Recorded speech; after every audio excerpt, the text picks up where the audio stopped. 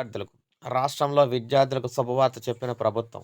పాఠశాల విద్యార్థులకు కిట్ల కోసం ఏపీ ప్రభుత్వం నిధులు మంజూరు.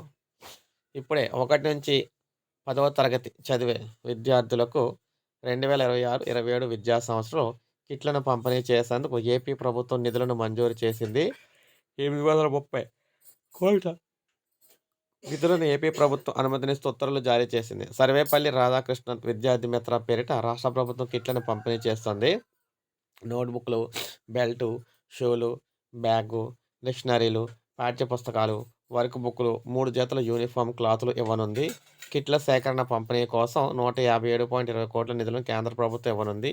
టెండర్ల ప్రక్రియ ద్వారా కిట్ల సరఫరా, పంపిణీదారులను నిర్ణయించాలని రాష్ట్ర ప్రభుత్వం ఆదేశాలు జారీ చేసింది. ఈ మేరకు పాఠశాల విద్యాశాఖ కార్యదర్శి కోన శశిధర్ గారు ఉత్తర్వులైతే జారీ చేశారనమాట. సో, ఈ విధంగా మొత్తం మీద చూసుకుంటే విద్యార్థులకైతే గుడ్ న్యూస్ అని చెప్పుకోవచ్చు.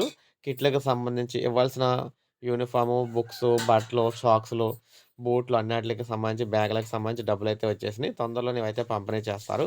సో, ఇదే అప్డేట్. ఒక లైక్ చేయండి, సబ్స్క్రైబ్ చేసుకోండి. మన ఛానల్ సబ్స్క్రైబ్ చేసుకోండి.